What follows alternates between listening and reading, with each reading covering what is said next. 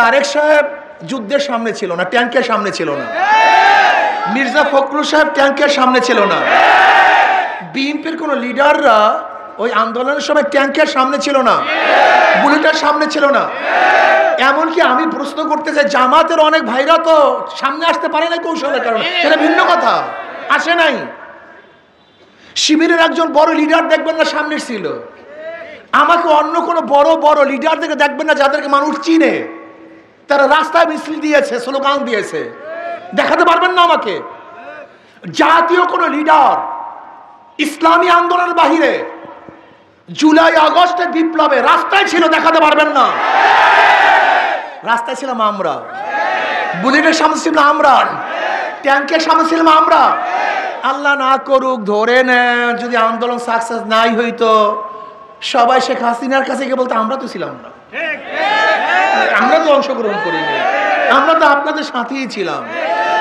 যারা ৩-৪ তারিখও শেখ হাসিনা লোকের সাথে মিটিং করেছে, আজকে তারা জুলাইয়ের বক্তা হয়ে গেছে, যোদ্ধা হয়ে গেছে। ধরে না যদি আন্দোলন সাকসেস না হতাম, তাহলে আমার অবস্থাটা কি হতো, আমাদের অবস্থাটা কি হতো? আন্দোলন করেছে মানুষকে মুক্তি দেওয়ার জন্য, বৈষম্য দূর করার জন্য, চাঁদাবাজি করার জন্য নয়, সন্ত্রাস করার জন্য নয়, ধর্ষণ করার জন্য নয়। বাংলাদেশ আমরা ঐক্যবদ্ধ হয়েছে, বাংলাদেশ আর কোনো ধর্ষক চাঁদাবাজকে আর ক্ষমতা নিবে না ইনশাআল্লাহ। যারা দুর্নীতি করছে বাংলাদেশের মানুষ, তাদেরকে আর ক্ষমতায় নিবে না ইনশাআল্লাহ। যারা স্বামীকে বেঁধে রেখে ধর্ষণ করেছ, দখলদারি করেছ, চাঁদা না দেওয়ার কারণে টেম্পো ভেঙে চুরমার করে ফেলেছ, আমার গরিব দুঃখী মেহনত মানুষের পেটের মধ্যে লাথি দিয়েছ, বাংলাদেশের মানুষ লাথি দিয়ে তাড়াইয়ে দেবে, ভোট দেবে ইনশাআল্লাহ। পুরো ভাইরা আমার, আগামী নির্বাচন হবে ইসলামের পক্ষের শক্তি, ইসলামের বিপক্ষের শক্তি, দেশের পক্ষের শক্তি এবং ভারতের পক্ষের শক্তির মধ্যে নির্বাচন হবে। আগামী নির্বাচনে বাংলাদেশের মানুষগুলি সব দুই ভাগে বিভক্ত হয়ে যাবে, একটা ইসলামের পক্ষে দেশের পক্ষে, আর এক ইসলামের বিপক্ষে ভারতের পক্ষে। আজকে দেখেছেন পার্বত্য অঞ্চলে ভারত সেই পাহাড়িদের কুচকিয়ে দিচ্ছে, সেখানে গন্ডগোল চলছে, আমাদের সেনাবাহিনী আহত হয়েছে। এর কাদের ইশারা, কাদের ইঙ্গিতে এই কাজগুলো হচ্ছে? সম্পূর্ণ ভারতের ইশারায়। যারা ভারতের দালালি করবা, ভারতের সাথে সম্পর্ক রেখে দেশকে ধ্বংস করার চক্রান্ত করবা, আমি মনে করি তারা এই দেশের শত্রু, জাতির শত্রু। আমরা আমাদের পার্শ্ববর্তী কান্ট্রির সাথে ভালো সম্পর্ক রাখতে চাই, কিন্তু তাদের কর্তৃত্ব আমরা চাই না। তাদের ধ্বংসাত্মক যে সমস্ত মনোভাব, সেটা বাস্তবায়ন করতে দিতে চাই না। আমরা দেশের মধ্যে শান্তি চাই, সমস্ত মানুষের ঐক্য চাই, আমরা বৈষম্য দূর করতে চাই। সাল্লাল্লাহু আলাইহি ওয়াসাল্লাম। ইসলামী আন্দোলন বাংলাদেশ পিরিজপুর জেলা শাখা কর্তৃক আয়োজিত আজকে গণসম্মেলনের সম্মানিত সভাপতি, বিভিন্ন রাজনৈতিক দলের নেতৃবৃন্দ, সকল স্তরের ইসলাম প্রিয় দেশপ্রেমী ভাইয়েরা আমার, আজকে অনুষ্ঠান কেন আপনারা সবাই জেনেছেন। সংস্কার, বিচার এবং লেভেল প্লেইং করে নির্বাচন, কি কথা ঠিক না? পিআর সিস্টেমে নির্বাচন চাই। কেন চাই? বক্তারা বক্তব্য দিয়েছেন। পিআর সিস্টেমে নির্বাচন কেন, কিসের জন্য? যেখানে ফ্যাসিস্ট হবে না, দুর্নীতিবাজ থাকবে না, কালো টাকার ব্যবহার হবে না, অপশক্তি ব্যবহার করা যাবে না। পিআর সিস্টেম নির্বাচন হলে দিনের ভোট রাত্রে গ্রহণ করা হবে না, যেখানে দখলদারি থাকবে না, ভোট ছিনতাই হবে না, ভালো লোকগুলি সংসদে যেতে পারবে। পিআরের বিপক্ষেও বক্তব্য নাই তা না, আবার পিআরের পক্ষেও বক্তব্য নাই, ব্যাপারটা সেরকম না। আমরা ঔষধ সেবন করি, আগেই লেখা থাকে সাইড এফেক্ট, কিছু সাইড এফেক্ট আছে, কিন্তু আমরা দেখি বেশি না কম। যদি দেখি এফেক্ট হবে 98%, সাইড এফেক্ট 2%, সমস্যা নেই, ভালো দিক বেশি। আচ্ছা, বর্তমান যে প্রচলিত নির্বাচন আছে, এর বিপক্ষে কি কথা বলা যায় না? এর বিপক্ষে কোনো বক্তব্য নাই? আমি তো মনে করি বর্তমান যে প্রচলিত নির্বাচন চলছে, তার বিপক্ষে যদি আমি বক্তৃতা দেই, 90% বক্তৃতা করতে পারবো, আর 10% পক্ষে। আর আমরা যে পিআরসিসি নির্বাচন চাই, তার বিপক্ষে হয়তো আপনার 1% বা 2%, আর পক্ষে বলতে হবে 98%। বিপক্ষে দুই একটা বক্তব্য নাই আমি তা বলছি না, কিন্তু হতেই পারে দুই একটা বক্তব্য, কিন্তু আমরা দেখবো এর ভালোর দিকটা বেশি না খারাপের দিকটা বেশি। বর্তমান প্রচলিত নির্বাচন 71 থেকে আজ পর্যন্ত চলে আসছে, আমরা কি দেখছি বাংলাদেশের অবস্থা সবাই জানি। 70 নির্বাচনের পরে 71 দেশ স্বাধীন হলো, ভেবেছিলাম সব কিছু পেয়ে গেছি, দেশ স্বাধীন, ঠিক না? 72 সংবিধান রচিত হয়েছিল। 73 আরেকটা নির্বাচন হয়েছিল, আপনারা জানেন না? 1973 সনে শেখ সাহেবের অধীনে আরেকটা নির্বাচন হয়েছিল। সংবিধান রচিত হয়েছে কয় সনে? 72। নির্বাচন হয়েছে 73। সেখানে আওয়ামী লীগ ভোট পেয়েছিল, সিট পেয়েছিল কত জানেন? 293টা। কিভাবে পেয়েছিল তা জানেন? দখলদারির মাধ্যমে, ছিনতাইয়ের মাধ্যমে। এই মোস্তাক সাহেব, ওনার বাড়ি হলো দাউদকান্দি। দাউদকান্দির থেকে ভোটের বাক্স হেলিকপ্টারে ঢাকায় এনে সিল গুতাইয়া তারপর তাকে নির্বাচিত করেছিল। তার মানে প্রচলিত নির্বাচন ঠিক ছিল না। আপনারা জানেন কি জিয়াউর রহমান সাহেব ক্ষমতায় বসছিলেন কোন সনে?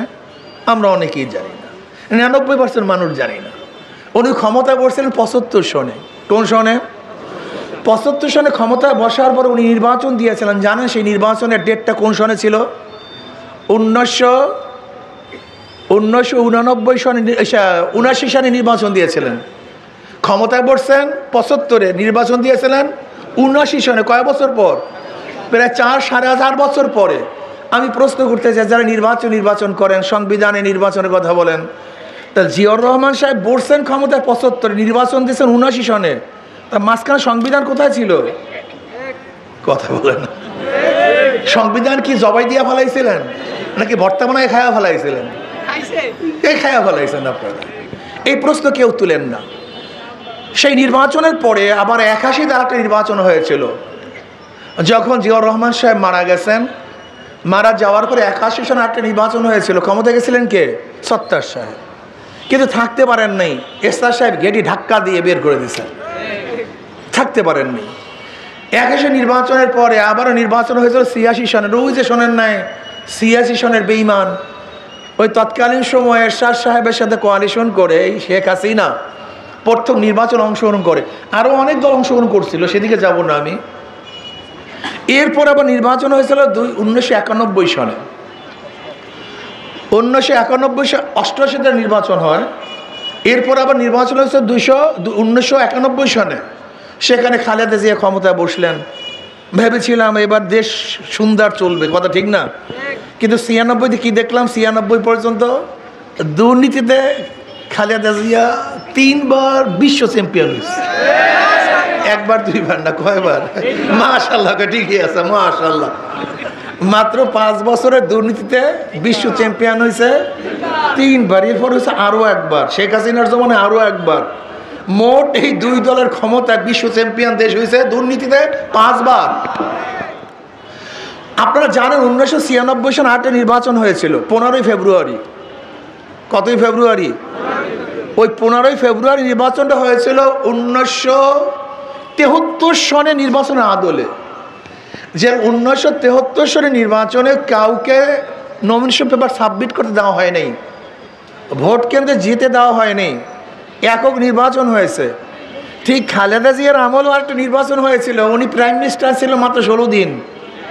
কথা কয় না? প্রাইম মিনিস্টার ছিল কতদিন? 16 দিন। 15 ফেব্রুয়ারি নির্বাচন 1996 সন। ওই নির্বাচনে কেউ অংশগ্রহণ করে নাই, কিন্তু এই বিএনপি একক নির্বাচন করেছে। একক নির্বাচন করে ক্ষমতায় বসছিল, কিন্তু টিকতে পারেনি। আবারও 2001 নির্বাচন হয়েছিল। ভেবেছিলাম এইবার সবাই আবারও সেই হারুয়া পার্টিকে ক্ষমতায় আনবো। আবারও সেই যে 3 বার চ্যাম্পিয়নশিপ দুর্নীতিতে তাকে ক্ষমতা বসালাম। 5 বছর যেতে না যেতে আবার আন্দোলন সংগ্রাম। মাঝখান থেকে আবারও মঈনুদ্দিন ফখরুদ্দিনের 2008 একটা নির্বাচন হয়েছে, যে নির্বাচন পাতানো নির্বাচন। মঈনুদ্দিন ফখরুদ্দিন সাহেব শেখ হাসিনার সাথে কন্ট্যাক্ট করে তাকে ক্ষমতা বসায় নির্বাচন দিয়েছিল।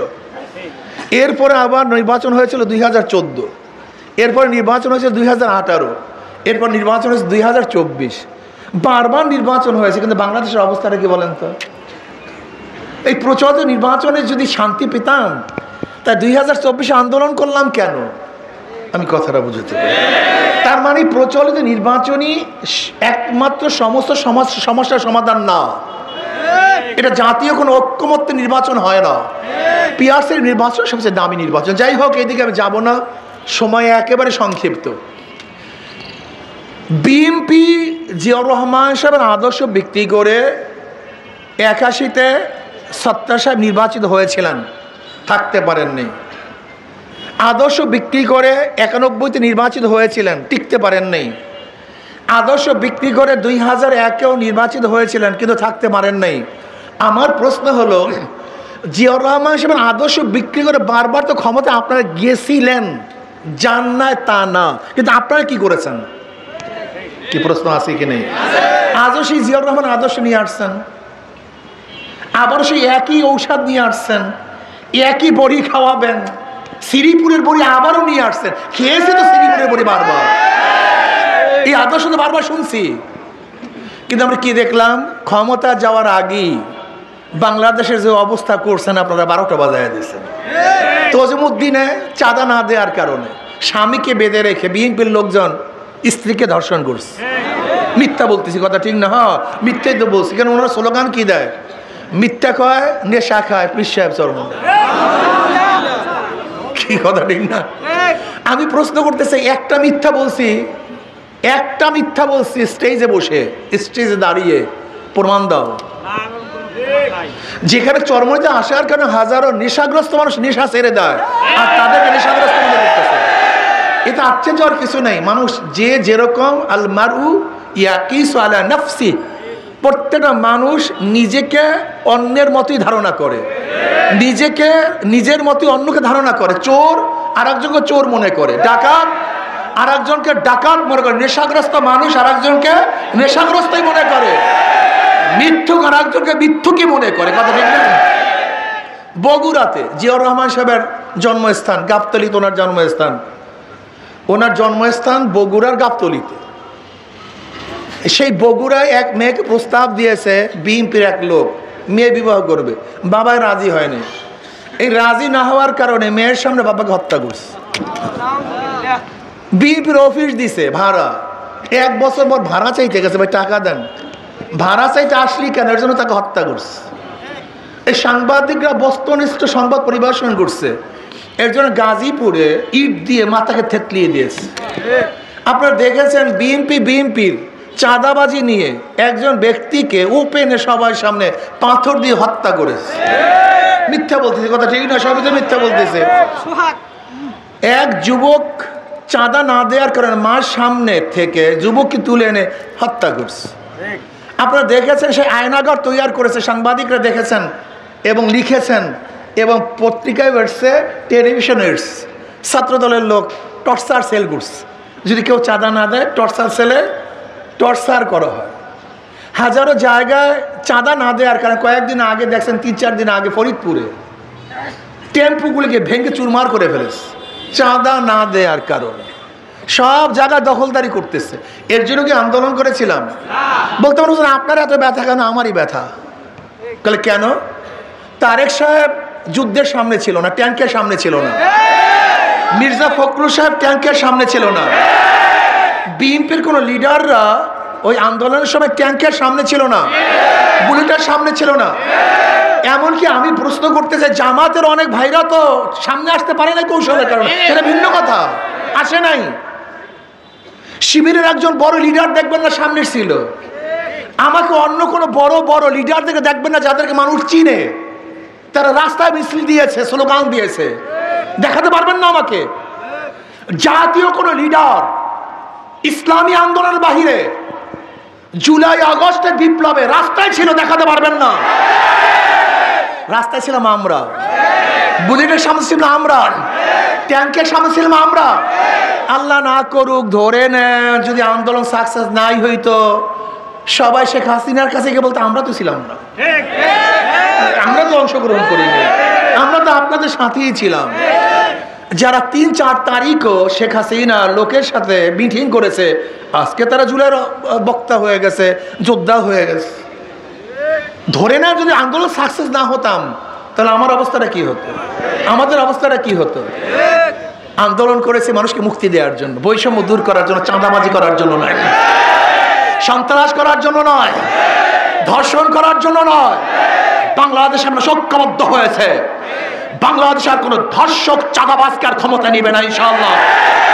যারা দুর্নীতি করছে বাংলাদেশের মানুষ তাদেরকে আর ক্ষমতায় নিবে না ইনশাআল্লাহ। যারা স্বামীকে বেঁধে রেখে ধর্ষণ করেছ, দখলদারি করেছ, চাঁদা না দেওয়ার কারণে টেম্পো ভেঙে চুরমার করে ফেলেছ, আমার গরিব দুঃখী মেরু মানুষের পেটের মধ্যে লাথি দিয়েছ, বাংলাদেশের মানুষ তাদের লাথি দিয়ে তাড়াইয়ে দেবে, ভোট দেবে ইনশাআল্লাহ। তোরা ভাইয়েরা আমার, আগামী নির্বাচন হবে ইসলামের পক্ষের শক্তি, ইসলামের বিপক্ষের শক্তি, দেশের পক্ষের শক্তি এবং ভারতের পক্ষের শক্তির মধ্যে নির্বাচন হবে। আগামী নির্বাচনে বাংলাদেশের মানুষগুলি সব দুই ভাগে বিভক্ত হয়ে যাবে, একটা ইসলামের পক্ষে দেশের পক্ষে, আর এক ইসলামের বিপক্ষে ভারতের পক্ষে। আজকে দেখেছেন পার্বত্য অঞ্চলে ভারত সেই পাহাড়িদেরকে উচকিয়ে দিচ্ছে, সেখানে গন্ডগোল চলছে, আমাদের সেনাবাহিনী আহত হয়েছে। এর কাদের ইশারা, কাদের ইঙ্গিতে কাজগুলো হচ্ছে সম্পূর্ণ ভারতের ইশারায়।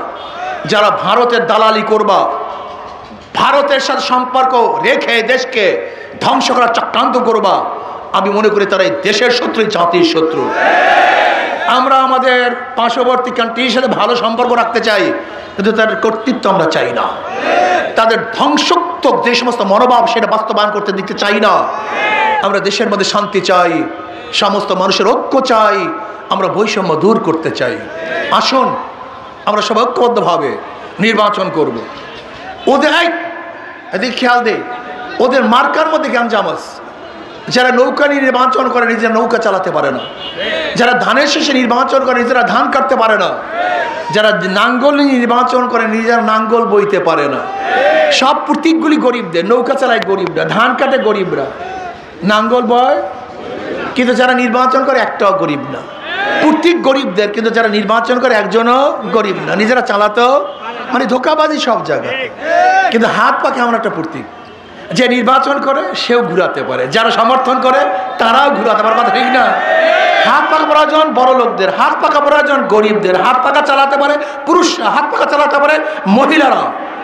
হাত পাকা মুসলমানের প্রয়োজন, হিন্দুদের প্রয়োজন, খ্রিস্টানদের প্রয়োজন। কারেন্ট ফেল করে, হাত পাকা ফেল করে না। কাউর মার্কা ঘুমের সময় বুকের উপরে থাকে না, শুধু একটা প্রতীক আছে, যেই প্রতীকটা ঘুমের সময় কলিজার উপরে থাকে, সেই প্রতীকের নাম হাত পাখা। সর্বজনীন মার্কা হাত পাখা। আমি বিশ্বাস করি যে হাত পাকা বিজয় হয়, জাতি বিজয় হবে।